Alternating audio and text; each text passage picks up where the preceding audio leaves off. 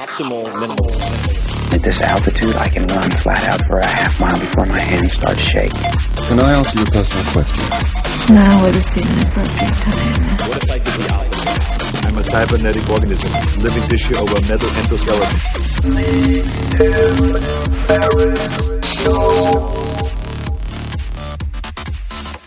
This episode is brought to you by AG1, the daily foundational nutritional supplement that supports whole body health. I do get asked a lot what I would take if I could only take one supplement. And the true answer is invariably AG1. It simply covers a ton of bases. I usually drink it in the mornings and frequently take their travel packs with me on the road. So what is AG1? AG1 is a science-driven formulation of vitamins, probiotics, and whole food sourced nutrients. In a single scoop, AG1 gives you support for the brain, gut, and immune system. So take ownership of your health and try AG1 today. You will get a free 1-year supply of vitamin D and 5 free AG1 travel packs with your first subscription purchase.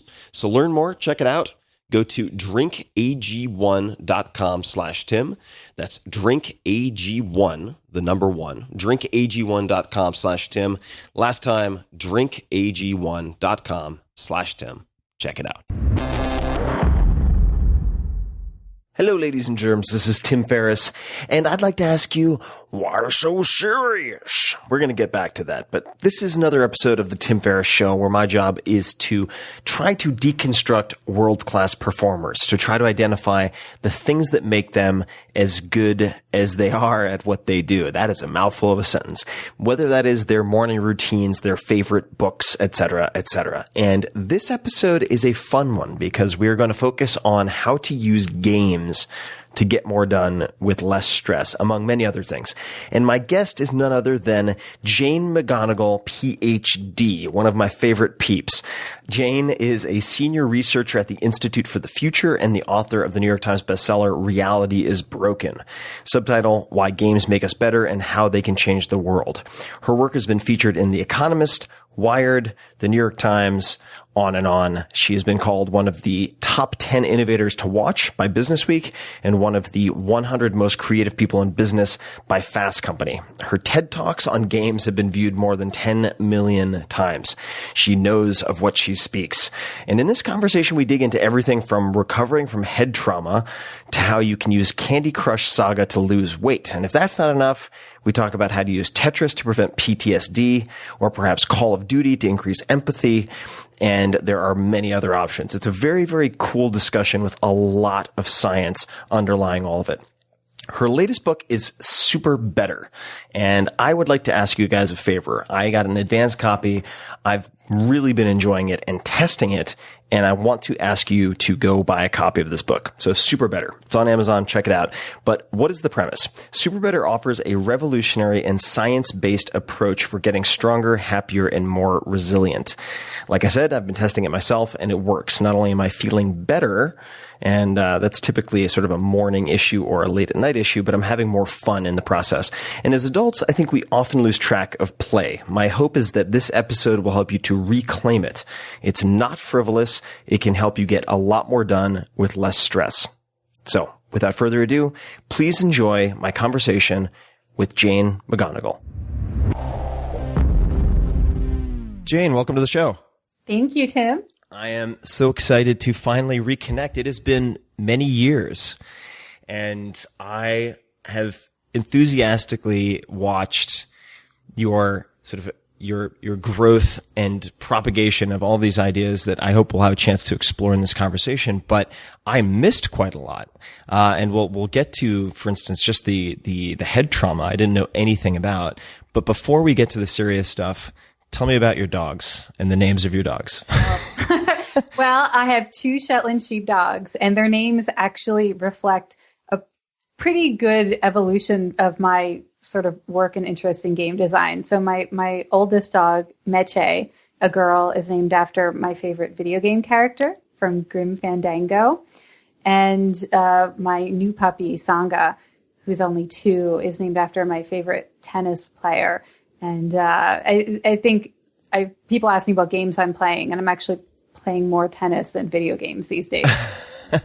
So when somebody asks you, for those people listening who are not familiar with your work, what do you do? How do you answer that? I usually lie, actually, because Like George Costanza style?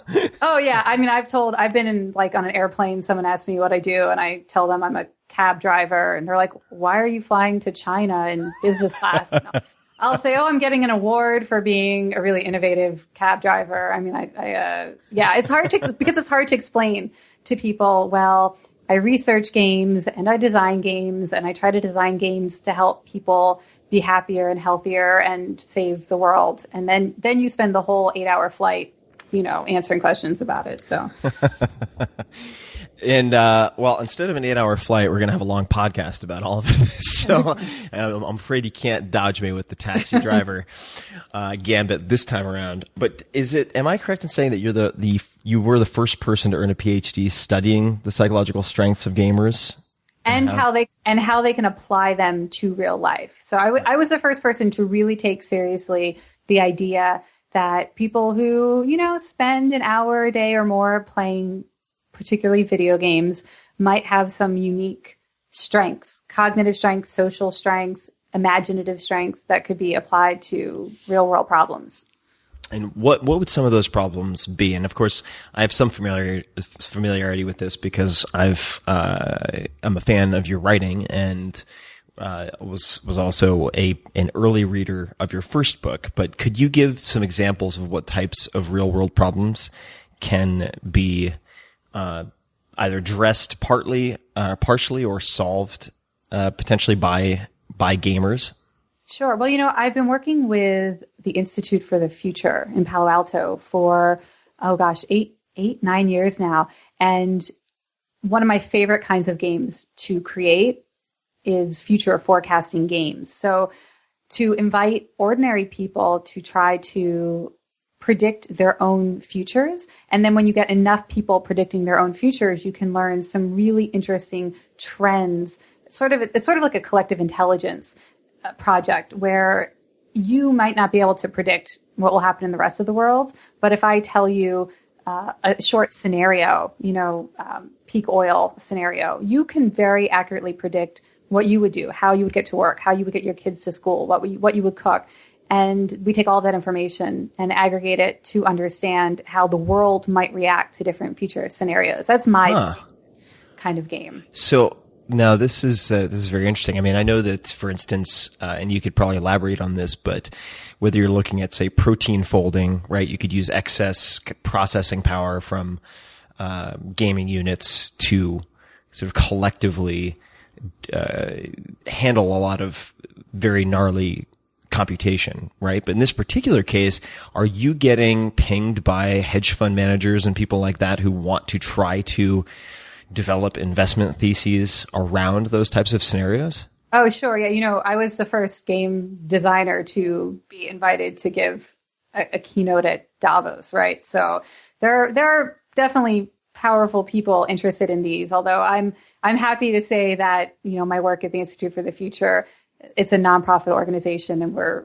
mostly trying to help the world, survive environmental catastrophe and pandemics and things like that. So have been used more for global good than individual profit so far. Well, I suppose though there could be an interesting conversation about how you can utilize both, right? Or make them in some respect a virtuous cycle. So if you have people who are incentivized, right, to help develop games that drive their perhaps their own benefit, but at the same time they're facilitating the development of toolkits or architectures or whatever that address these larger scale problems facing humanity. I don't know. It is a very interesting conversation, but I don't want to take us too far off topic immediately. Could you please describe to folks, and this is as much for my to satisfy my curiosity as anything else, but the concussion. So I'm ashamed to say I knew nothing about this, but could you describe for people what happened and sort of what happened after that incident? Sure. Well, while it was happening, not a lot of people knew. I actually tried to hide it for a long time because I was so impacted by the concussion that I was afraid I would never be able to work again. I was afraid I'd never be able to speak publicly because I couldn't remember things long enough to put together a talk. I was in the middle of writing my first book, and I thought, my God, I'm never going to finish my book. My publisher is never going to get. I was, I was not screaming from the rooftops that I was having so many problems. But it was the summer of 2009, and it was just an ordinary day, rushing around my apartment, and wound up hitting my head on an open cabinet door. Did you step up? Did you stand up quickly, hinge at the hip and whack your head, or how did you go about? How did you hit your head? I did, and sometimes people ask me if this was a sports injury, and I say yes, kind of, because I am a runner, a marathon runner, and so I have very strong quads, and I was in such a hurry. I just used the full force of my quads to power up. Oh, God. And it was crazy. Literally it was out of a movie. My husband was joking around, oh, who's the president? And the only thing I could remember was that it wasn't George Bush. I'm like, I know it's not George Bush, but I couldn't even remember who the president was. That's when I knew, okay, this is bad. And it was really bad. So a lot of concussions heal within a week, but after the first month, I was still completely concussed. All day, every day, nauseous, vertigo, couldn't remember people's names, lost everything. I would put something down and never find it again. And as I couldn't even really get out of bed. I couldn't talk to people. It was a disaster. And my current work, my new book, my new game, the clinical trial I'm running, all of that comes out of my attempt to use game design to fix my brain. And this is you did a great job of hiding it for those people who were not interacting with you on a daily basis, because we had quite a bit of interaction for Reality is Broken, and while you were finishing that, so this was happening at the same time that we were interacting. So right, that would be fun to dig up the emails and see see if they read haikus, right? Wow, I had a very similar experience last year with Lyme disease, where I tried to keep it under wraps. But with respect to the concussion, can you describe then what followed? Because you had some very dark periods, and I'd just love to hear how this work that you're doing now, at least some of it, evolved out of that concussion. Sure. So, and by the way, I'm the world's expert on concussions now, because I've learned every bit of research that has ever been done. So one of the things I learned is that there is a 30-day window for recovering from concussion. Most people recover within 30 days. And if you miss that window, then they tell you that the next window is 3 months. And then if you miss that window, if you're still having all these symptoms, then it's likely to be a year. And if you're still totally symptomatic in a year, then you may have the symptoms forever. Now that was something I learned on day 34 of my concussion, when my doctor told me, oh, you sort of missed the first window of recovery of 30 days. So this could drag out for 3 months. And at that point, you have to imagine I couldn't do anything. You're basically on bed rest, but I couldn't watch, TV unless it was episodes I'd seen before, because I would get really confused by the plot. I remember watching an episode of TV and just who are these characters? I can't keep it straight. So you can't do anything. You can't go running. You can't drink coffee because it aggravates the symptoms. So I was more depressed than I'd ever been in my life. I was super anxious that I would never work again. And, my husband had just been laid off from his job. So the only upside of that was that he was able to stay at home and care for me. But the downside being neither one of us was working. And so I was a total mess. And sometime in that first, 30 days, I also, to make things even more dramatic and awful, started to have suicidal ideation, which, just meant that I was sort of hearing these voices in my head.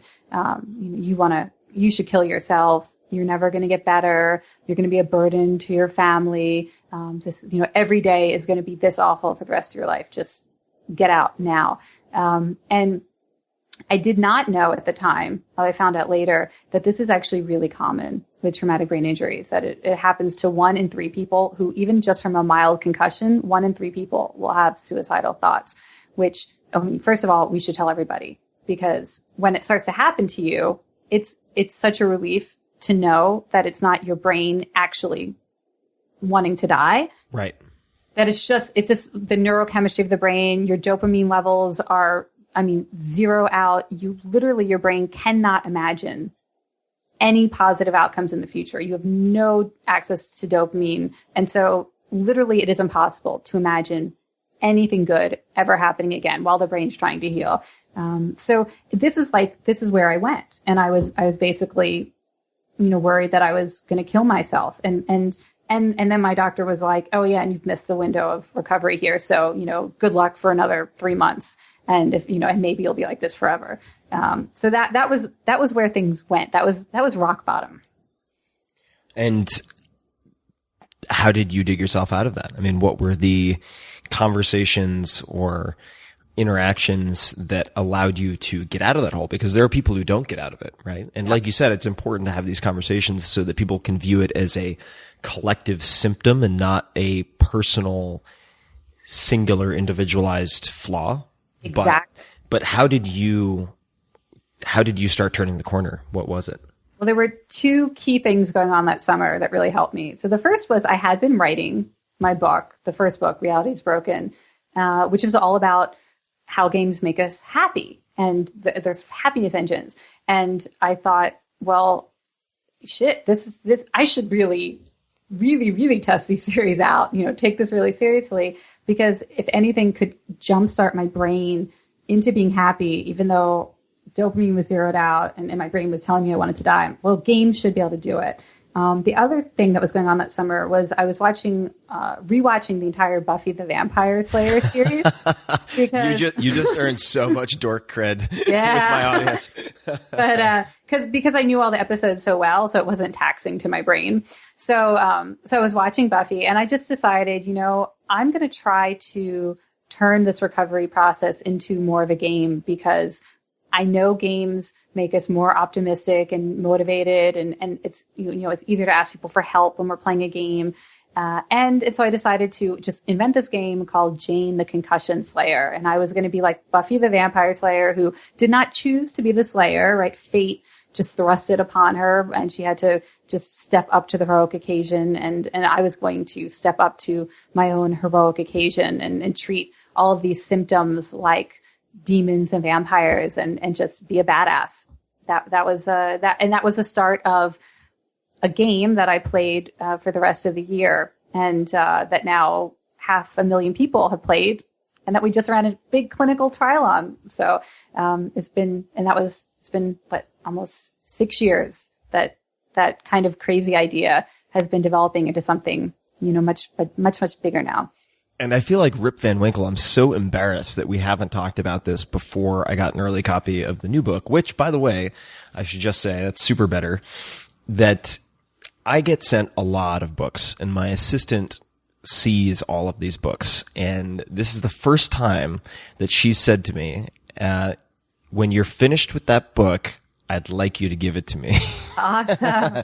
So, very, very fascinating, and I'm already into the book, which is saying a lot, because it's one, I get 20, 30 books a week, and this is the one that I'm focusing on right now. And it's partially because I want to fix my own problems, right? And in reading the introduction, you talk about being gameful, and I'd love for you to talk about that, and then also just talk about the first incarnation of the game as you played it for yourself. Sure. Well, I am excited you want to talk about what it means to be gameful, because I feel like this is a really good opportunity to kind of set the record straight about something that makes me crazy, which is the topic of gamification. Yes. Which, the idea that you can just give people points for doing stuff, and that's going to motivate them and give them achievement badges, and that's going to make them feel proud. And it's like a very simplistic notion of motivation and reward. And I don't do it. Even though, like, if you look up gamification on Wikipedia, it's like Jane McGonigal, patron saint of gamification. No, I've never. Did you see that word in my book? No, I don't do it. I like to think that It's like when I get motivational speaker and I'm like, oh my God, really? I've got to live with that one forever. Okay. But so this book is really about something totally different, which is the gameful mindset, which is a way of approaching obstacles and stress that most of us naturally adopt when we play games, when we play sports, or we're doing puzzles or board games, card games, video games. Almost every single person on this planet and throughout history has been able to adopt a very powerful mindset that makes us better able to learn from our mistakes, more determined in the face of obstacles, better able to amass resources from other people, build allies, and all these really wonderful things that help us solve problems. But few of us use that same mindset in everyday life. Like we only use it in games. And so that's what I've been researching since my brain healed, it took about a year. That's been the new research topic that I've been obsessed with, which is how do we help people take all the benefits of a gameful mindset, which mean you're more creative, you're less likely to give up, you've got better social support, more curiosity, more optimism, all these wonderful things. How do we bring that into the real world? And it doesn't necessarily mean gamifying anything. As it turns out, it's the most important thing you can do to really access your gameful mindset is to play games, any games that you like, and then remember to call on those same strengths in real life. So how did you do that then initially when digging yourself out of this hole? And I think it's also important. I think a lot of people listening are like, well, like they're imagining sitting in front of a screen playing Zelda or a first person shooter game or something like that. But what did you do concretely for yourself in the beginning? And then how has that evolved? Right. I mean, it really wasn't even a game so much as it was a process for being gameful in everyday life. So, the first thing I did was adopt this secret identity, right? Jane the Concussion Slayer.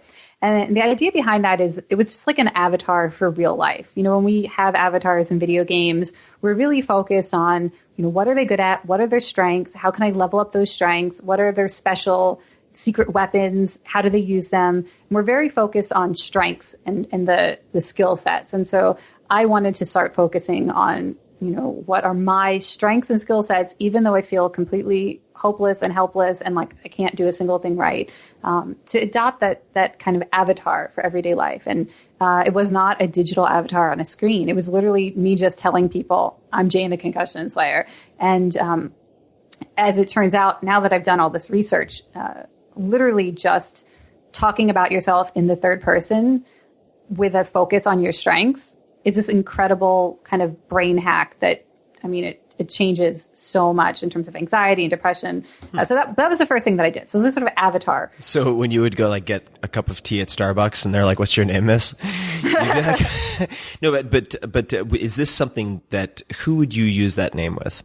I first started just with my closest inner circle. I called my sister, my twin sister, Kelly, who is a psychology professor at Stanford University, by the way. So, I got a lot of good tips from her.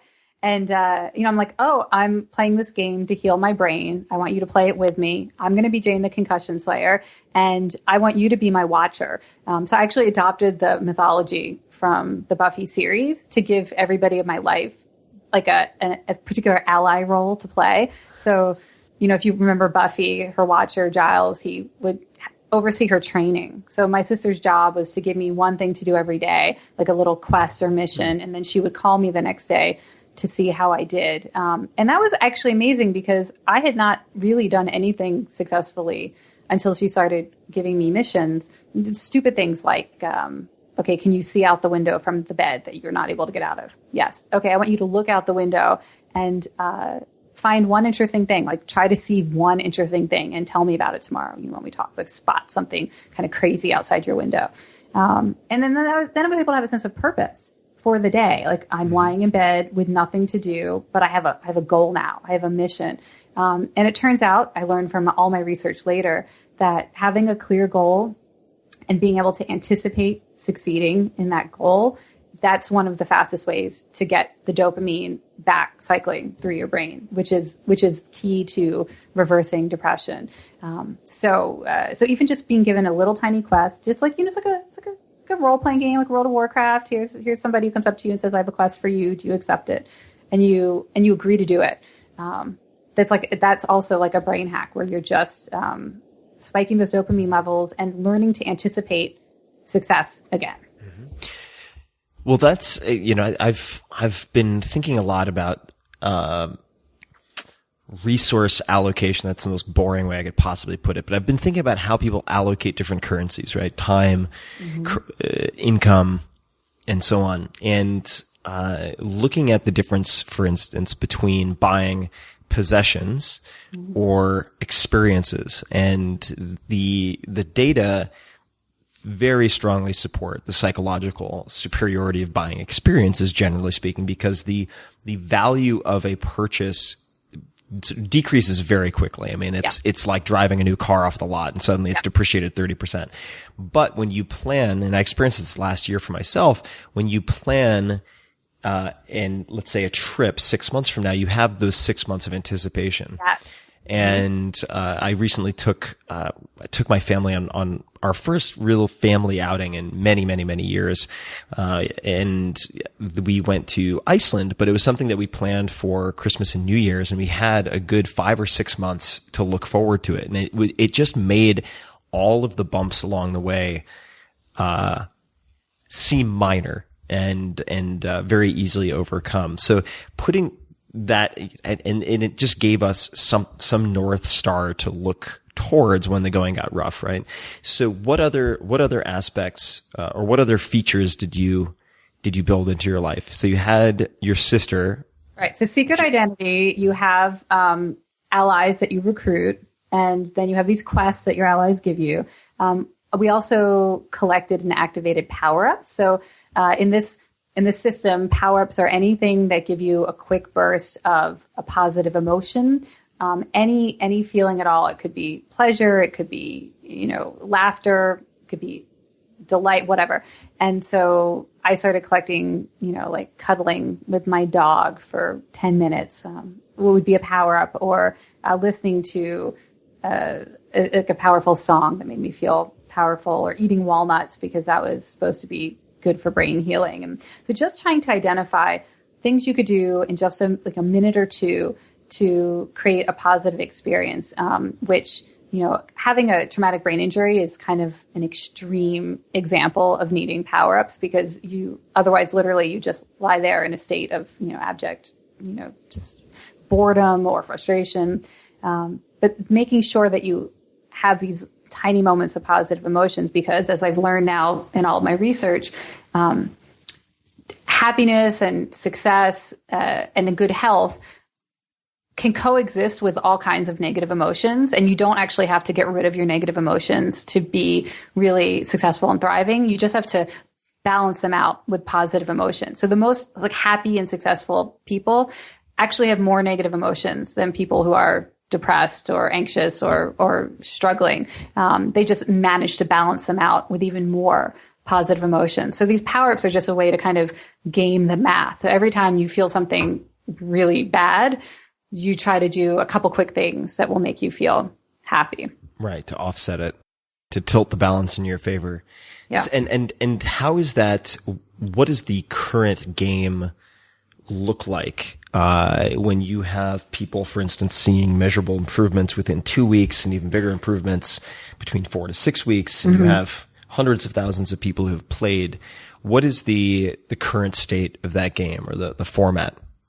So there's a website and there's an app, and it's again, it's not a video game. It's like a life management tool where we walk you through the process of, hey, do you think you might have a secret identity? Here are some ways that you can investigate it. We have you think about who your heroes are, your favorite fictional characters are, what your strengths are, until you are able to craft one. We ask you to collect power-ups. We find out more about you, and we say, oh, you're trying to lose weight. Okay, here are 10 power-ups that we validated to be really helpful for other players. Or here are 10 bad guys that we know that people who are struggling with anxiety that also struggle with, and strategies for wrestling with them. So we have bad guys also. And so we just kind of walk you through the process of looking at your life as if it were a game. So it's almost like you're the game designer. You craft your secret identity, you pick your power-ups and define your bad guys, and you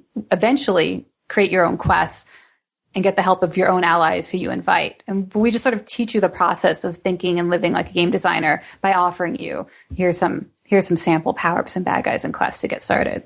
And let's talk about. I mean, I'm going to come back to the power-ups because I think for those people who haven't played games, it might be easy to dismiss these things as childish. But I have did some personal experimentation today, which was pretty fun with some of your exercises.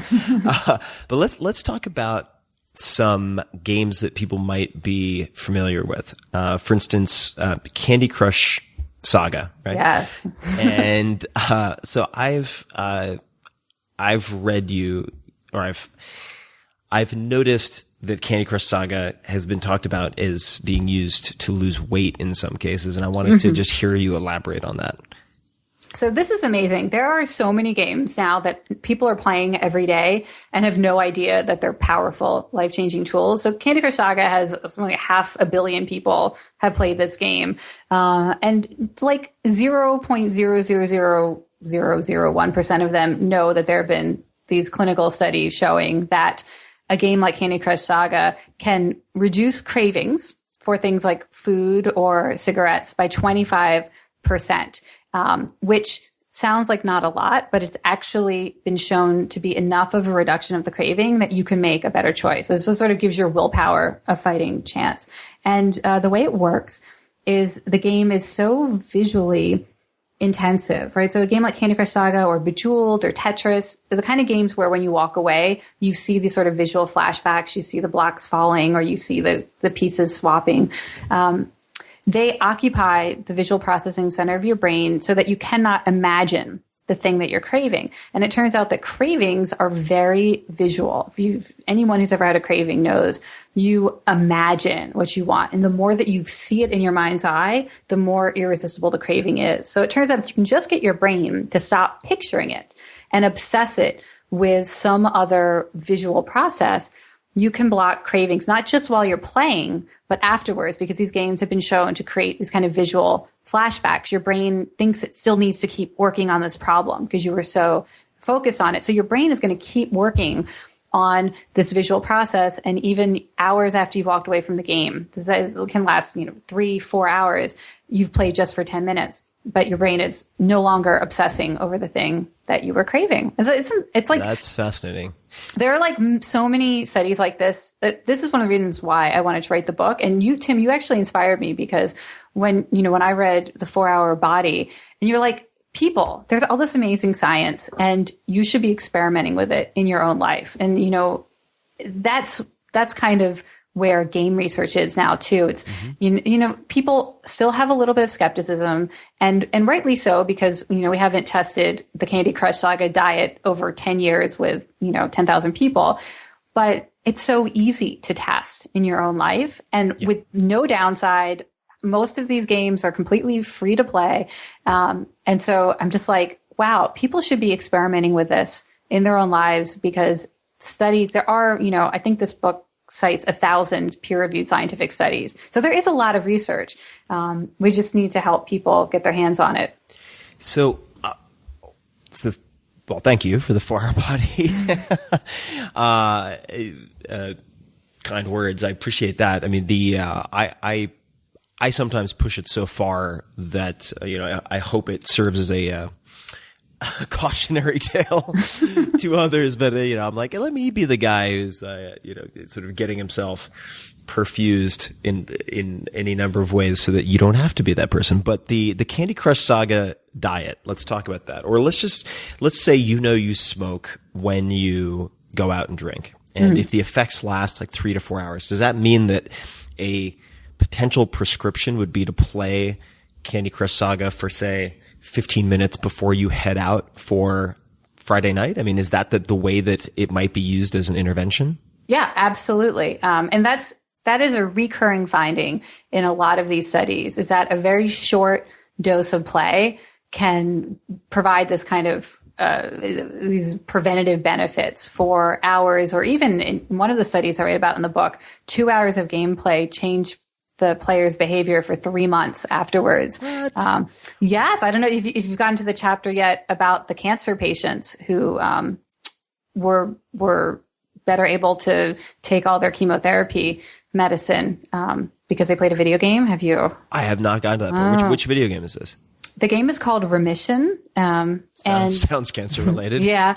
And there's actually a sequel that's out now too, which is awesome. And they're all free to play, the Remission games. So if you know anyone who's listening who has a friend or family member or is battling cancer, this game has been shown in clinical trials to improve the patient's, first of all, optimism and self-efficacy. They don't feel so powerless in the face of cancer, but also to increase the doses of chemotherapy that they're able to take if certain kinds of cancers like leukemia, you have to take these pills for 2 years, 3 years at home, ongoing basis, with all these kinds of side effects. And almost more than a third of patients miss a significant number of doses because of the side effects, or because it's really hard to never miss a pill on schedule over 2 to 3 years. But they know that more than 80% of cases where the cancer comes back is related to missed doses. So if you can get people to not miss any doses, you have dramatically improved their recovery outcomes. And then so this group called Hope Lab in Palo Alto created a game designed to basically, they didn't know what they were doing, but they basically hacked these patients' brains to change how they viewed themselves and how they viewed chemotherapy, so that they started to view it as empowering rather than something that made them sick or that they hated. And it was able to hack into their hippocampus and the caudate and thalamus, which we know are related to motivation and not giving up. And they know this because they did brain scans of the players and had them in fMRI machines and looking at their brains while they played the game. So they could see what was actually going on to change their behavior over a 3-month period. But the upshot is that, when they measured their blood 3 months later, the cancer patients who had played Remission for as little as 2 hours had 41% more chemotherapy medicine in their bloodstream, and they had missed 18 or 19% fewer doses of antibiotics as well, which they use electronic pill cap monitors to measure. And that was over a 3-month period, 2 hours of playing the video game. This is a big clinical trial they ran with dozens of hospitals around the United States. So it's amazing that these games exist, and that I think something like 250,000 cancer patients have been given access to these games now, but you kind of want every cancer patient to get access to them. Yeah, what's the downside? Right, exactly. That's the thing about games as treatment. There is extremely little risk of negative side effects or kind of opportunity cost, because you can do a game alongside traditional therapy for depression, or if you feel like you have some kind of pharmaceutical solution that you're pursuing. Games really add no downside and all upside. So let's talk about just a couple of other games. Tetris and Call of Duty. Mm-hmm. Mm-hmm. Can those be used in any particular way? Yeah. Tetris. Oh, by the way, it's so exciting because literally yesterday, a new study came out about Tetris that validates the studies that I write about in the book. And I was so excited because people have actually been a little bit skeptical about when I encourage people to play Tetris to help prevent post-traumatic stress disorder, which I will now explain how that works. People are like, oh, that could be really dangerous to tell people to do that, because what if they never see a therapist because they think they've cured themselves with Tetris, right? So of course you always have to preface this by saying, if you're having problems, you should see a doctor or a therapist. But it turns out that if you play Tetris within 6 hours of witnessing a traumatic event, so they've only tested it on witnessing trauma rather than, you yourself were traumatized directly. But if you play Tetris for 10 minutes after witnessing a trauma, it prevents flashbacks and lowers symptoms of post-traumatic stress disorder afterwards. And it's really actually very similar to how the Candy Crush Saga diet works, in that It's overriding your visualization. Yeah. Exactly. Prevents your brain from kind of obsessing over what you saw. And what's amazing is this new study that just came out this week shows that if you miss that 6-hour window, because one of the reasons why people were skeptical was who's going to remember to play Tetris within 6 hours of a trauma? Even though I've been doing my best to kind of create public service announcements so people know, kind of like stop, drop, and roll. If you catch on fire, you remember that? It's like stop, drop, and roll. Right. So I'm trying to like drill into people's heads, play Tetris, don't replay the trauma, like play, don't replay. But people are like, nobody's going to remember after trauma to play. So now they have found out that you can actually wait 24 hours. And if you re-stimulate the memory, so you ask somebody to visualize the trauma, for just a minute or two. So it's kind of fresh in their brain. Their brain is accessing those memories and dealing with them directly. And then you go play Tetris for 10 minutes. You can you're not erasing the memory. You're like overwriting it. Well, it's just interesting. So this is super critical detail. You can still recall the experience if you're asked questions. You can remember details of the experience. So it's not like Eternal Sunshine of the Spotless Mind. You can still remember, but your brain is not forcing you to think about it when you don't want to. So it's voluntary recall only. And so this new study shows you can wait 24 hours, prime yourself by thinking about it, and then play Tetris for 10 minutes right afterwards. And then that reduces the flashbacks and PTSD symptoms as well. And they think, if it can work after 24 hours, that this might be able to work with people who have been suffering for months or years with flashbacks now too, which is amazing because it is literally the hardest to treat symptom of post-traumatic stress disorder. And when people get flashbacks under control, their quality of life improves immeasurably. Now, and Call of Duty?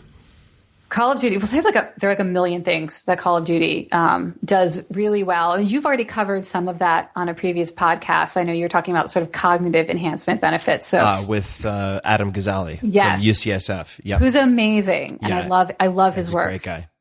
So we won't talk about cognitive enhancement, but Call of Duty can, the first thing it can do is it can really improve relationships with people if you play in the same room with them. If you can actually be physically in the same space with somebody playing with them, because it dramatically increases mind-body synchronization. So what that means is if you're playing Call of Duty with someone in the same room, you start to sync up with them at every possible level. Your breathing rates, you'll start to breathe in and out at the same pace. Your heart rates will synchronize. So your pulses are kind of equalized.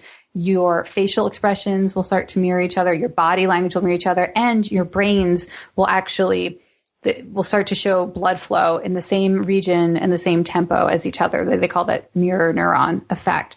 And it actually happens in basically all video games, but the more intense, sort of high speed, fast action, intense the game is, the more it happens. Because in order to do well in a game, whether you're competing against someone or collaborating with them on the same team, you have to be able to anticipate what they're going to do next, right? So that you can either cooperate and be effective, or so that you can outmaneuver them and beat them.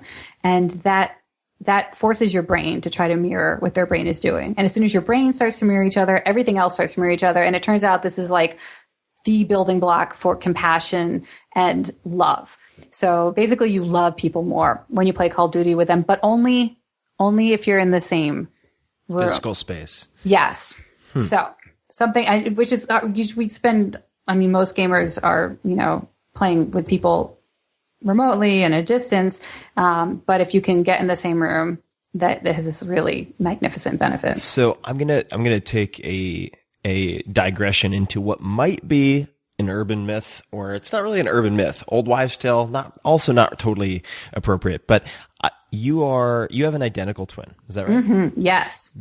Have you, the two of you, experienced anything that's kind of like spooky action at a distance? You must be sick of answering this type of question, but I'm really curious. Well, you see, now you're gonna I have to, I'm really into science. So I will say something that will sound like, mystical, spiritual. Can I add a caveat just to make it easier? Yeah.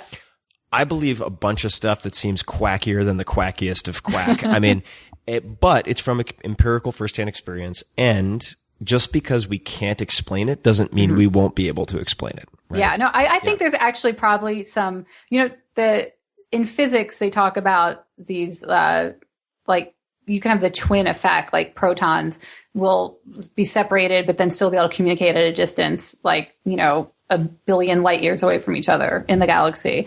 So maybe the fact that we were once the same egg, we are identical twins, and maybe we have some weird spooky twin effect.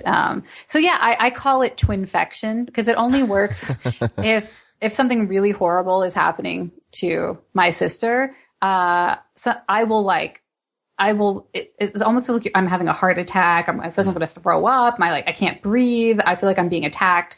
It happened a couple of years ago during a really emotionally traumatic time. This is the most recent. It doesn't happen all the time. It really only happens when something truly horrible is going on. And I was like, I was at a store in Los Angeles, and I fell to the floor in the dressing room, and I'm like, what's going on? And then literally 2 minutes later, my sister called me sobbing, like the worst pain I'd ever heard her in. She was dealing with a death in the family. And I was like, okay, well, that explains what just happened because, I was having a twinfection moment. Wow. And you have a pretty twin rich life at the moment. I do. I have little twin babies. I have my own little twin girls. And are they identical or fraternal? They're fraternal, so it'll be a totally different experience because I think, having someone with the same DNA, it feels like your whole life is an experiment. Like whenever she does anything amazing, I'm like, why am I not doing that? We're like the same person. I should be able to do that too. So I think fraternal, it's less pressure, I think. Less pressure, but there's still something there. I have relatives who are fraternal twins. There's still some unusual connection there. Oh, good. But I don't want to take us too far off the reservation here, but I am fascinated by this stuff. And, I was reading at the beginning of the book, the new book, the Super Better book, and there were a couple of things that jumped out at me. The first was, in effect, let me just find it here. There's a line that reads, "But even when I still had the symptoms, even while I was still in pain, I stopped suffering." And I think this is a really important concept because I'm not sure if this is from the military or elsewhere, but I've heard pain is mandatory, suffering is optional. Right, or pain is inevitable, suffering is optional, which is a Buddhist saying, actually. Oh, well, there we go. Maybe. The Buddhist military. From the Buddhist Special Operations Forces.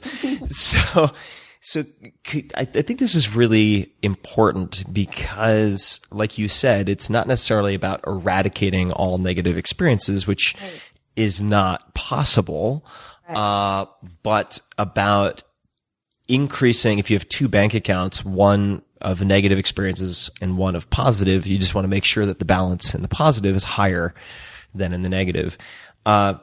Could you talk a little bit about post-traumatic growth? Sure. Yeah. So, the idea of a gameful mindset is that it's exactly that you look at pain as inevitable, but suffering is optional.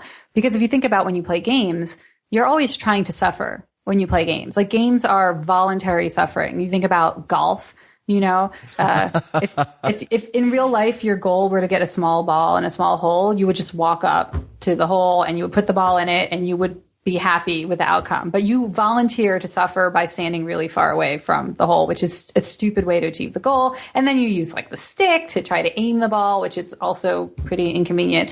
Every game we play is like Scrabble the same way, you don't get unlimited letters. You only get the 7 letters and you can't even pick them yourself. So it's voluntary suffering. Things are harder than they should be. And that's what unleashes the creativity and the curiosity and the optimism and the recruitment of friends and resources.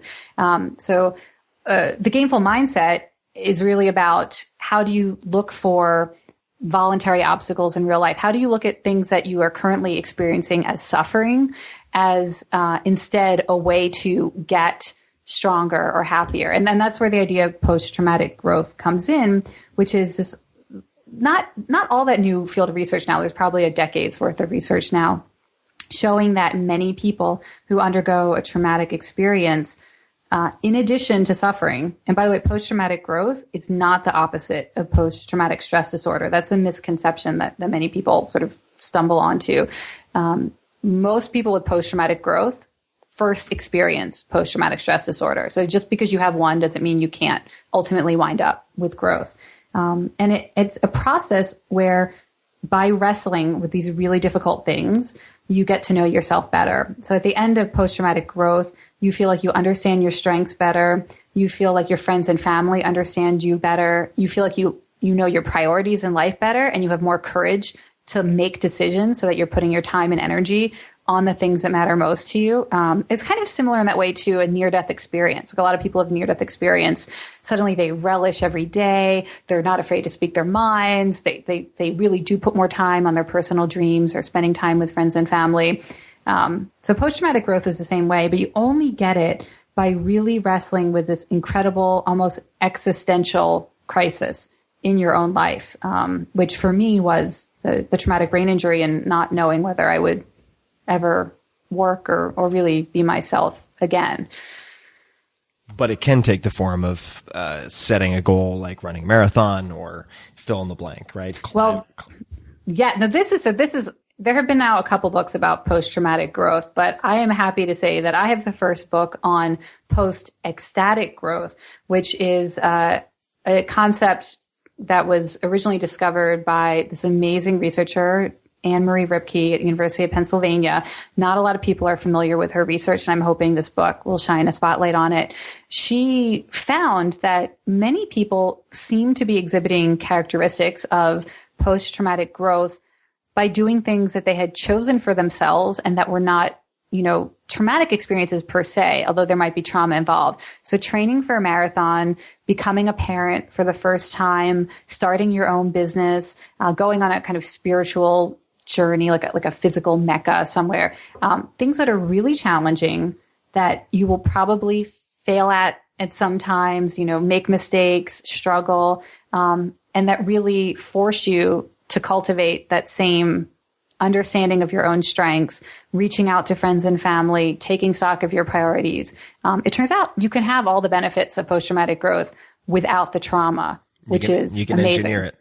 Yes. And so that's why, the super better method is basically a roadmap to post-traumatic growth if you have an illness or injury, or if your life is pretty good and you still want to get all these amazing benefits, helping you define for yourself a challenge that will be meaningful and difficult enough, but also doable that you can get to these benefits. So I've one observation and then a question. The observation, when I was reading this and also just listening to your description and talking about, for instance, the post-traumatic growth following a near-death experience, which is, of course, not something that it's dangerous to try to engineer near-death experiences in the literal sense. Although a lot of people do, right? I mean, there's, people pursue extreme sports and things like that because of that ability to really see so clearly what you want out of life, Well, it magnifies and really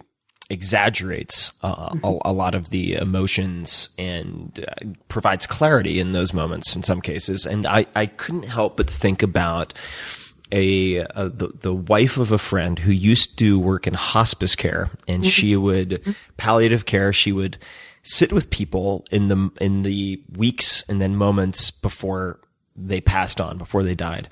And it turned out she was basically a Michael Jordan in that capacity. She was really good at guiding people through that, but she wanted to have the opportunity to help more people. And she ended up then working with psychedelics to help people simulate that type of near-death experience. And we don't have to go far down this road, but I mean, I've had conversations, for instance, on the podcast with Jim Fadiman, who talks quite a lot about microdosing, but also the use of higher doses for these, what some people would call spiritual or mystical experiences. And well, I mean, this is actually very interesting because, when I was at Berkeley doing my PhD, I actually wrote a research paper on the commonality of experience of people who are playing these certain types of games, these kind of very collaborative collective intelligence games,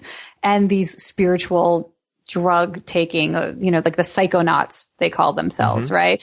Berkeley's a good place to write that. Yeah. I've actually, because, so that's something I've actually been interested in for, a very long time, because I do think there is a spiritual element to a lot of gameplay in that sense of really wanting to open yourself up, particularly in games that require, to be a part of a massive community and part of these kind of epic narratives, like Joseph Campbell's hero's journey.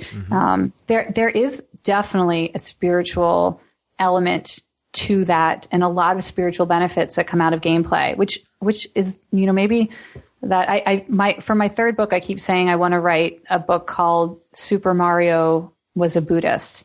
So maybe we should come back to that for episode 800 of your podcast. Right. Super Mario was in the Buddhist special ops, as we mentioned earlier. Yeah, no, I actually got to go to a Buddhist conference and give a keynote with like all of the most important Buddhists in the world were there, and I actually gave a keynote called Super Mario Was a Buddhist, but it had a question mark after the title because I was that gives you an out. Yeah. If there's a crowd mutiny in the crowd. Exactly. So games, I'd like to ask a personal question, and this is because I love playing games. I was a Dungeons and Dragons aficionado / obsessive growing up, and that was my refuge. I mean, I was a real kind of runt dork growing up and got beat up in elementary school and whatnot. So I used games as a way to escape, but also as a way to live this sort of virtual life that enabled me to, I think, in many ways, develop characteristics I wanted later in life. Right. And, but when people ask me now, like, oh, are you a gamer?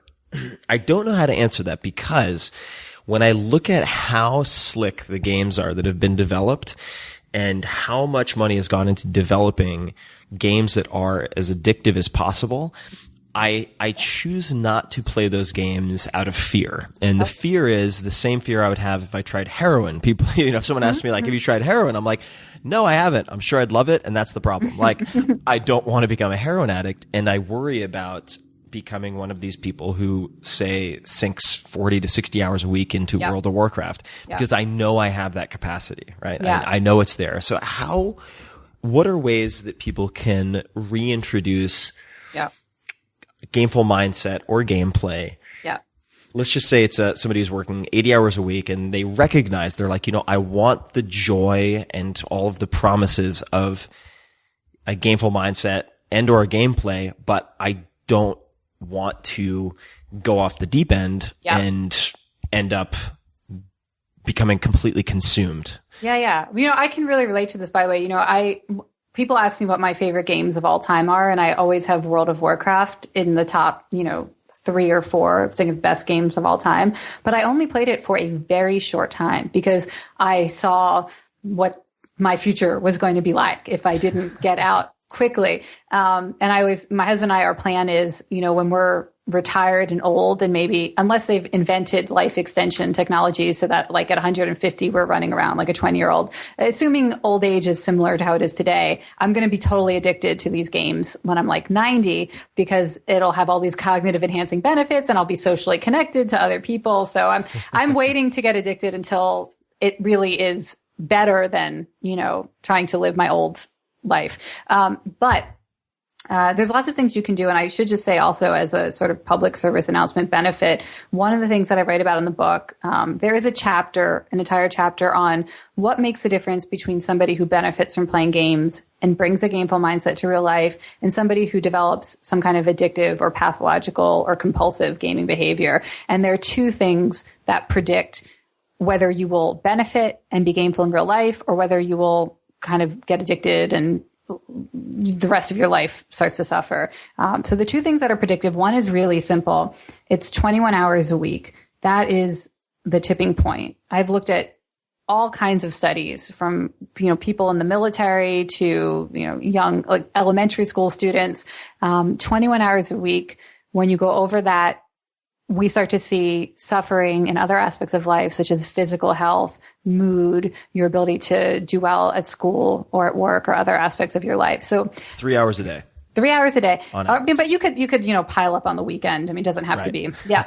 And so I always say, if you feel like you're addicted or you have a family member who you fear is addicted, do not take the games away, because as you learn about reading the book, games are very powerful. They help treat or prevent depression and anxiety. And if you take games away from somebody who's gaming 30, 40, 50, 60 hours a week, you're basically like taking them off an antidepressant without tapering.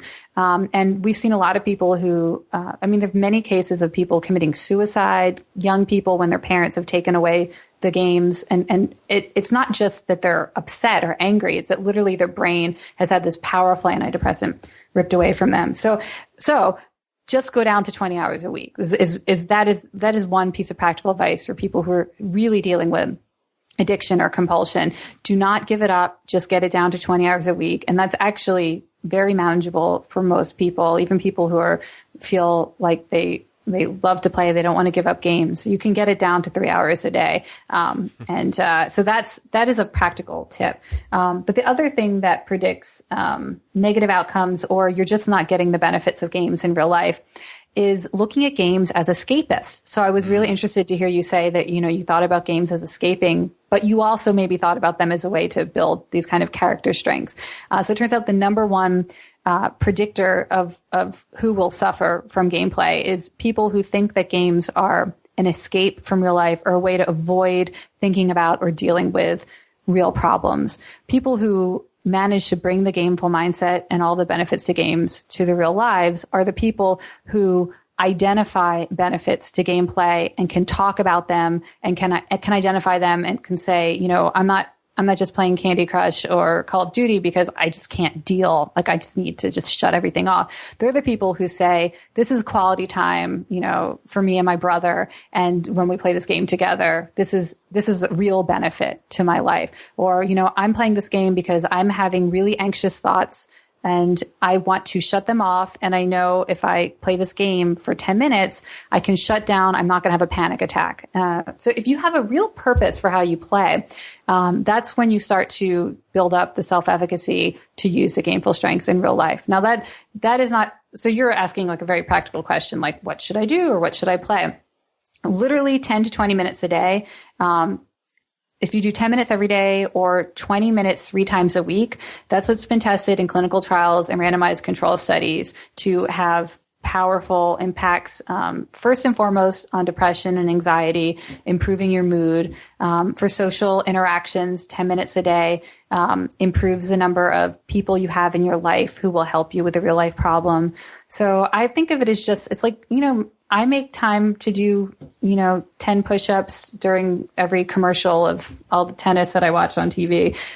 So you should think about it that way. Like, how do you squeeze in a little bit of gameplay into your downtime? That would be what I would recommend. So what I have to ask now, of course, since you mentioned it, what's on your top 5 game list or whatever, just a handful of your favorite games, but then also for someone like me who doesn't want to get sucked into the vortex. Yeah. It feels like I should probably stay away from world building games in that case. Yeah. And maybe go with the kind of more transactional kind of Tetris type of game or something that allows me a closed short session.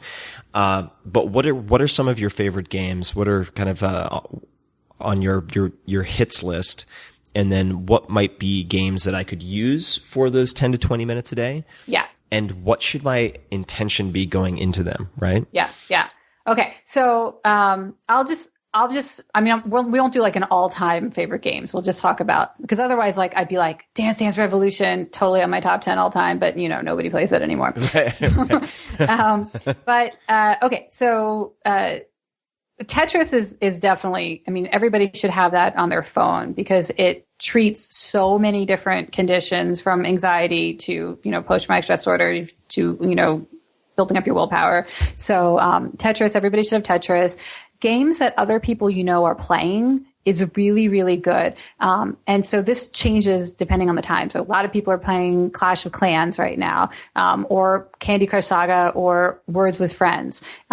You should just check out what people that you know are playing, because a lot of the benefits that have been documented for games comes just from having these sort of micro conversations with friends and family about the same game that you're playing, or actually playing in game with them. So any of those 3 games would be good. I think Minecraft is really great, even though it's like the most popular game of all time for kids now. It's actually a really great resilience building game for grown-ups, because if you're, if you die, if you have your stuff blown up and you have to kind of start over again, it has the qualities of the kind of game that we know builds resilience, builds determination and willpower that can benefit you in real life. So, by the way, if somebody has not played Minecraft, they've like missed out on one of the biggest cultural gifts, of our generation. So that's me looking down at my feet right now. So I'll get on it. Okay. So definitely do that, because the next generation, that's going to be their number one nostalgia point. Like all you're going to hear about 20 years from now are like people in their 20s and 30s talking about Minecraft. So at least expose yourself. And then I think puzzle games, single player puzzle games, or single player adventure games are really good for, provoking positive emotions. So Portal is something I always recommend to people. There's Portal and Portal 2. It's incredibly challenging, but hilarious, puzzle game that, even though it's the first one single player, you can play the second one co-op, which is really cool. In fact, when I was playing Portal 2 with my husband, and we were also training for a half marathon at that time, we actually used our Portal skills to better navigate like all the people that we were trying to run around and pass in the race. We would use the same gestural system that you use in the video game to communicate with each other, like how we were going to get around all of these people and still then come back and run together. So I'll add Portal to that. So, yes, those are some good games to start with. And, but really any game that you love, including, you could be playing Pandemic, the board game. You could be playing poker. You could be playing, bridge or golf, whatever. Most games, even if they're not video games, also help you develop the gameful mindset. And what is you clearly you've got some babies, you got some dogs, you got a husband, you have at least one or several jobs. What is your sort of weekly, let's just say this past week or next week, what does the workout schedule look like with the gaming? Like where do you squeeze it in? What time of day? How many days a week? Yeah. Okay. So first of all, with 2 babies, like I literally cannot play anything on a console now because I only at best have one hand, like one thumb basically. So, we're talking strictly games on my phone. And so for me, Candy Crush Saga is the best one to be playing now because both my parents-in-law play and they're helping us take care of our babies. So, when they come over, I can give my father-in-law a baby to feed and I can take his phone and try to get him off a level that's, because I'm like 400 levels ahead of him. So I can, take his phone and help him get off the level. And now he's happy because he's ahead of level and I'm happy because he's feeding the baby. For me, that's actually really important. Like using games as a cultural touchstone or piece of, like common experience with other people. And my mom's also playing. And so that's really helpful.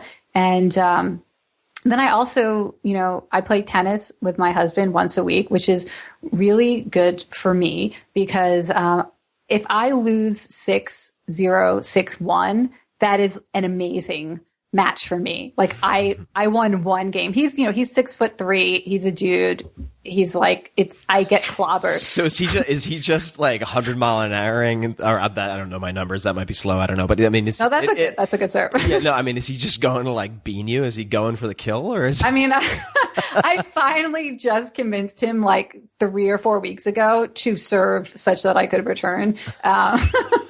So, like literally, it was ridiculous. But my only points were like if he double faulted. But that's a really good game for me that I play once a week because like I'm kind of killing it in other areas of my life. You know, I feel like very successful in other areas of my life. And I think getting clobbered once a week in a game that I'm very bad at, I mean, I'll just think this is documented to be true. If you can take the clobbering and stay optimistic and still have positive emotions throughout that experience, it builds a lot of psychological resources that you will be able to draw on when it's on a game, but when it's real life. Yeah. So, okay. So I'm getting clobbered in tennis once a week. So which day of the week, what time of day? I love the specifics. Like, how many times a week, how many days per week are you playing Candy Crush Saga? And then what day of the week on tennis? Yeah.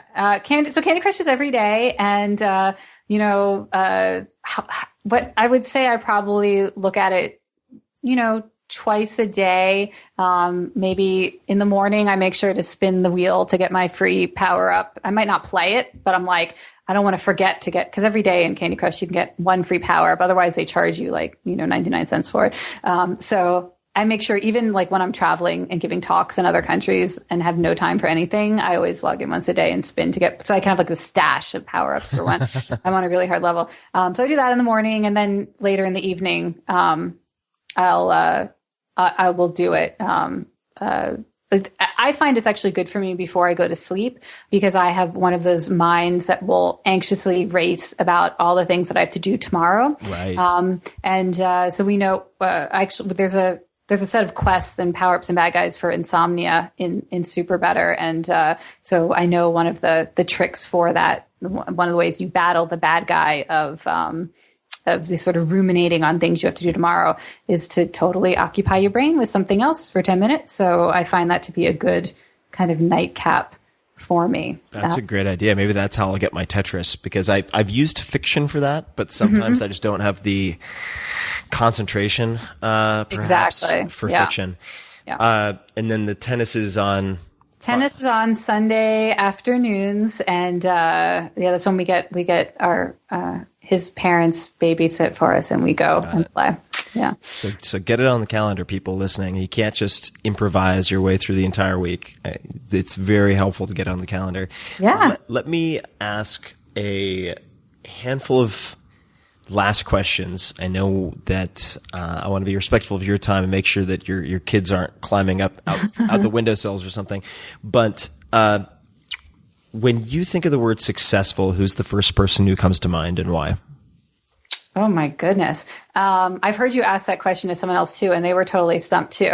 But, I think, okay, wait. I was going to say Bill Gates, which first of all is very boring. And also it's a man, and I really want to answer a woman. So I'm going to, because that's something I spend a lot of time doing, like making sure that I don't accidentally talk only about successful men, even in my book. Like, I make sure I'm citing a lot of women scientists because, it's oftentimes the first person we think of as a man because they're so often talked about more. Mm-hmm. So, okay. I like to say, I think of Elizabeth Warren was actually the next name that came to mind, Senator Elizabeth Warren, because I think she is doing an amazing job of pushing back against powerful interests in this country and getting us to talk about making big changes to our financial system and our political system. And it's really hard for anybody to get any traction in this country today. So that was who I thought of. And maybe it might be wishful thinking because I would love to see her run for president. So maybe I'm using my futurist forecasting skills here to think that, in 2024, she has just successfully been elected president. And that's why I thought of her as the most successful person I could think of. Cross your fingers, everybody. Nostradamus. In effect. So speaking of successful women, there are a number of exercises in the beginning of Super Better, and I did actually go through these exercises, including the quests, I should say. Yeah. So I actually did both of these. So I was in a coffee shop, and one of them was, stand up and take 3 steps, or make your hands into fists, hold them over your head as high as you can for 5 seconds. So I did both in this coffee shop. You're totally a gamer. And I pretended to be stretching because, as it turns out, 5 seconds is pretty long. Yes, it is. But I love these comfort challenges. And then there was for instance, the snapping of the fingers exactly 50 times, and these very, very small things, looking out the window for certain periods of time and so on, that I found really fun to do, even as comfort challenges. I just enjoy anything that allows you to practice being uncomfortable. But all right, the line that struck me was, I've watched some amazing people complete the same 4 quests you're about to undertake, including Oprah Winfrey, legendary skateboarder and entrepreneur Tony Hawk. And then it goes on. So, how did you get Oprah to do these exercises? Right. That was a long story. I actually, I was on tour with Oprah on her Life Class show, not actually doing anything on stage with her, but I was we created a game together called the Thank You Game, Oprah's Thank You Game, and it was a game designed to spread gratitude to as many people as possible, because gratitude is contagious and has all these amazing life and health benefits. And so I made a game for her. And somewhere along the way, I mean, I had gotten a phone call from people, from her people they'd stumbled across some scientific research, and then they saw my name associated with it. And I mean, I just got very lucky that her and her team were kind of suddenly interested in games and gameful psychology. And it was the first time I met her. I'd had meetings with her team like a dozen times. And I was like in a conference room, and she comes in and gives me a big hug and says, "I love you," which was like I basically look at her as having like saved my life as a kid. I watched her every day after school, and like she really, I felt like it was going to therapy watching her show growing amazing. up. She's really amazing. Yeah. And I was like, I cannot, like, literally her saying, "I love you." I felt like I could have died on the spot, and like my life would have had a full karmic circle. Like I was totally okay with that. But we just started talking about the power of games. And I said, let me show you the game that I'm working on now. And had her, and I didn't know she was going to actually do it and play along. And she did. And it was freaking awesome. And that led into making the Oprah's Thank You Game, where we spread gratitude. I think it was like, how many people did we get to? It was like over 100 million people, which was pretty amazing. The Oprah effect. Yeah. 100 million people. It's like, oh yeah, just another 100 million people. What do you want? Yeah. Incredible. What is the book that you've given most often as a gift? Or any books that you've given a lot as gifts? Yeah. There are 2. One is called Finite and Infinite Games, which is by a professor of religious studies at New York University named James Carse. And it's basically a book about games, but then it turns out it's about the meaning of life. You don't know until the last page. It's like this big shock. It's like Sixth Sense. You thought you were reading a book about games, and then suddenly it's like the red doorknob. Yeah. The last line of the book is, "There is but one infinite game," and then you're like, "Oh shit! It's life. Life is the infinite game." So that's it. And it's like a really easy, it's a tiny, tiny book. It's like practically a pocket book. So anyone who's interested in philosophy, and looking at games as like a way of life, that's a really good one. And then, a book, it's called Suffering is Optional, actually. So it's by my favorite Buddhist teacher, Sherry Huber. And so that is, I'm very inspired by Buddhist practices. I mean, I practice Zen Buddhism myself, and I think that gameplay and Buddhist practice are both a way to arrive at a similar approach to life. And so that's another good book. What was her last name? Huber, Huber. Awesome. She has an amazing podcast too, by the way. So if people who love your podcast, they can listen to her podcast too.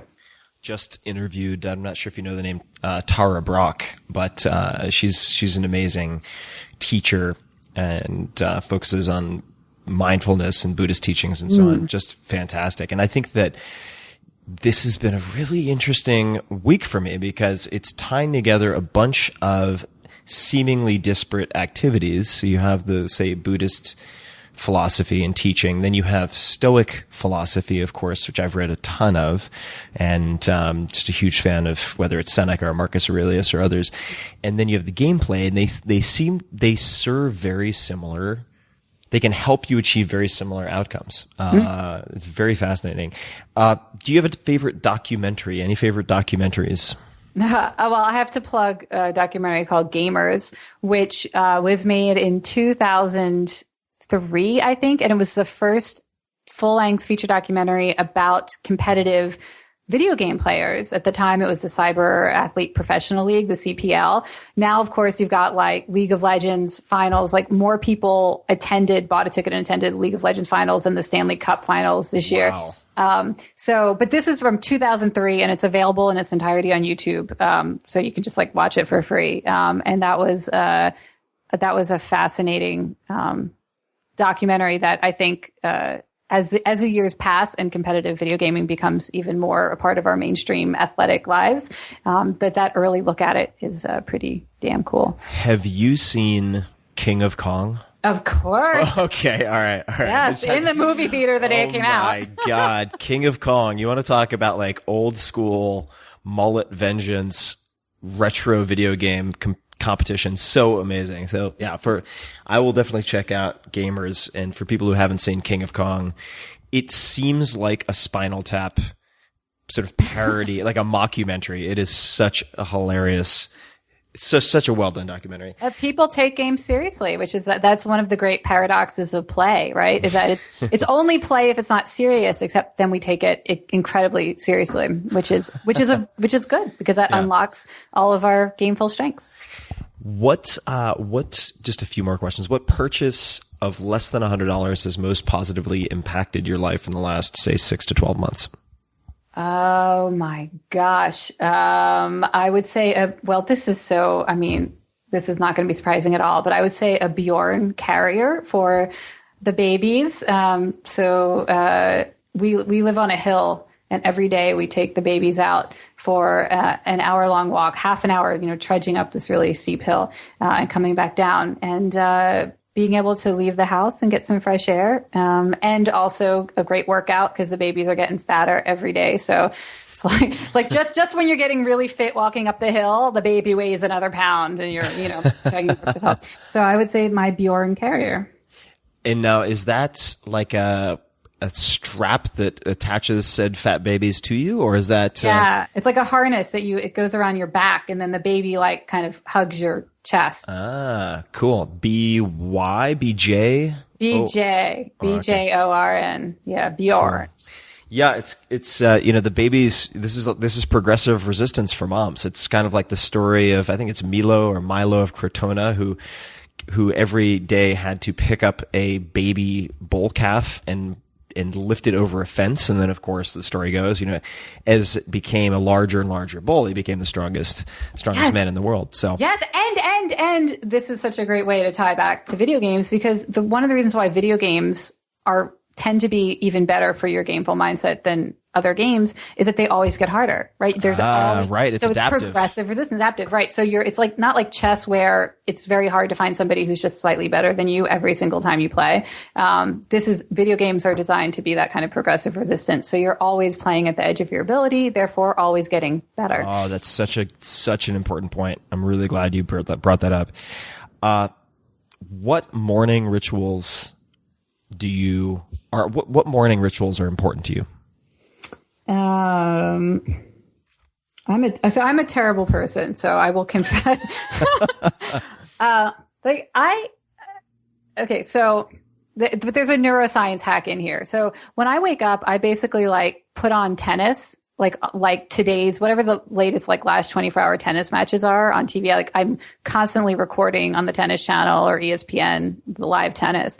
And then I do email while I'm watching tennis. And, I spend an inordinate amount of time watching tennis. Like when I started my startup company for Super Better, I would like disappear for 8 hours to go watch, the French Open live. Like that was just, part of my, that's working with Jane is she will go disappear and watch tennis for, 8 hours a day for 2 to 3 week stretches. But it's a good neuroscience hack because this is true for all professional sports. Every time you make a prediction about something, your brain increases the amount of dopamine that it has access to because it anticipates either success, you successfully predicted what would happen, so that's great, or you'll learn from your mistakes. So you'll learn information that will make you have a better prediction next time. And every time you get a little boost of dopamine, it's like taking amphetamines, right? So I like to start my day with watching a tennis match because I will have a prediction about who I think will win. And then I will either be right or wrong. And I will either feel super awesome that I was right, or I will learn something about how somebody is playing right now and what their game is like right now. And I'll make a better prediction next time. And so it's like basically, it's like a really strong cup of coffee or taking an amphetamine, giving my brain that kind of a boost, every morning. But you can, if you have a sports team that you like, that's why people who are really into professional sports, are happier during the sports season than off season. It's not just that they miss their favorite game. It's that their brain is constantly anticipating success for their favorite team, which is, increasing dopamine. So I like tennis because they only have 1 month off all year. They play for 11 months. The season is incredibly long. You can get your fix yes, more exactly. regularly. Now, has there, I wasn't expecting to ask this question, but now that you mentioned watching tennis, I love watching tennis, mesmerized by it. And it's true for a handful of individual sports, like gymnastics also. Same story. Is there have any studies been conducted looking at the carryover benefits of observing gameplay as opposed to being involved in it yourself? Yes. Oh my gosh. Yes. So, but it only works if you know how to play the game yourself. And if you know how to play the game, you activate mirror neurons. So, I have found if it's during Wimbledon or the French Open, it's US Open, I've been watching literally 8 hours a day for 2 weeks. I will go on the court that Sunday and play better because I know how to play tennis and my brain can physically embody, like if I see somebody going for a point, my brain understands what that feels like. And so it creates a mirror neuron effect. So it's practicing. If you have never played the game or sport yourself, like watching gymnastics is not going to do a lot for you unless you have physically been on the mat or on the rings or the bars and you know what it feels like. But if you know what it feels like, then your brain practices while you play, and it actually is beneficial, and that has been documented. So if you want to get the benefits of watching a sport, you should make sure you've played it enough times that your body can, your brain can follow along in that mirror neuron way. So that brings up all sorts of interesting ideas, such as, for instance, if you knew that, if I knew I was going to have a surgery that was going to take me out of commission from a sports standpoint for 3 to 6 months, I'm just making that up. If I didn't know how to play tennis, I could do like a 3-day intensive or a 2-day intensive immersion course for tennis, and then use watching tennis therapeutically when I'm laid out for the subsequent period of time. You are so good at this. I love the way your brain works. Like, I think that is such an awesome and extreme idea. And I really think you and I should write a book together sometime. We should take like all of that would be something new and interesting. If you could take all of this research to that extreme, really life maximizing level in ways that I would never think about. So that is you're genius. Well, we need to hang out more. We need to hang out more. I agree. I keep on saying a few more questions. I feel like 5 more minutes Turkish, like that guy in Snatch. But anyway, if you had a billboard you could put anywhere, it could say anything, what would it say and where would you put it? Oh my God. I would get a billboard that says, I I mean, I really want to do a public service announcement about Tetris. I would about how Tetris can prevent post-traumatic stress disorder. And I would put it, I don't know where you should put it in games, really. I should, because, you can like buy advertising in video games. So I should have a billboard in video games, so that people who are open to this idea of games, and playing them and benefiting from them, because it really makes me agitated that there is so much good research that would have such profound, the difference between getting PTSD and not getting PTSD and what that would have on your life, is so freaking profound that, I really feel like, I'd like to get in people's faces about that. So, 10 minutes of Tetris after a trauma, done. Right. That's my billboard. I love it. And I want to play with Tetris. I grew up playing Tetris on the Game Boy, so it doesn't take a lot to twist my arm to get back into it. But I heard a phrase recently, which was a take on PTSD, but it was related to worrying about things. So having anxiety about what might happen, and it was called pre-traumatic stress disorder. And I wonder, I'll do some experimentation and report back to you, but I wonder if Tetris could have an inoculating effect against experiencing trauma or even foreseeing trauma. Because you would imagine, right, since that worrying is often a visualization, it might have the same type of kind of decoupling or coupling effect that minimizes the negative. I don't know. Oh, yeah. Well, as you get further in the book, you'll see actually it's Super Mario that's been tested for basically exactly that thing, to sort of prevent the predictive anxiety, better than anti-anxiety medications. I need to play more games. That is clear. And it's such a nice day. I think I want to go whack a tennis ball around. So if you could make one ask of the people listening, or a recommendation, aside from, of course, the book, and I will put everything in the show notes, but what ask or recommendation would you make of the people listening? I would encourage people to ask one person in their life, what is their favorite game? And it could be any kind of game, doesn't have to be a video game, and what it is that they think that game makes them good at. Because one of the things that I found in my research is the best way to ensure that somebody starts to use their gameful strengths in real life is to talk about what games they play and what those games make them good at. So if we could have everybody ask one person that question, not only will you learn something really interesting about someone you care about, but they will also benefit from now starting to think about their gameful strengths and then maybe how they might apply them in real life. Well, Jane, dear, you and I should get together and scheme like Pinky and the Brain to come up with some type of massive experiment that we can do with people. I love it. We should definitely make that happen. This is really fun. Jane, where can people find out everything about you and learn more about Super Better, and also say hi to you on Twitter, Facebook, or wherever you might be active? Yeah, I'm super active on Twitter. I'm Avant Game, AVANT Game, but you just search for my name. My website's janemcgonigal.com, but I have another site that I think everybody who listens to you will like, which is showmethescience.com, where I collect all of the studies that back up all of the things that I'm encouraging people to do with games. So, and you can actually get the full academic article if you're a geek like me and read it. And so, you don't have to take my word for it. Everything that I've said in the book, I've literally 1,000 studies online that you can click through to and read yourself, so that you can be a geek like me. So show me the science, like show me the money. Show me the money. You just brought up all sorts of visuals for me. I'm seeing Cuba Gooding Jr. dance around with his shirt off. Play Tetris to block the imagery. Well, Jane, it's always so much fun to hang out virtually or in person. We need to hang out more. Everybody listening, check out Super Better, a revolutionary approach to getting stronger, happier, braver, and more resilient. I am stoked to go play some more games. I'm going to do that today and make it happen. And everybody who's listening, show notes, links, everything will be at 4hourworkweek.com/podcast, all spelled out. So you'll be able to find links to everything. And Jane, thank you so much for taking the time. Thank you. You are awesome. You're one of my heroes. So this is really amazing to get to do. Well, I feel the same about you. So we will go hatch some plans. And everybody, Thank you so much for listening, and until next time, game on.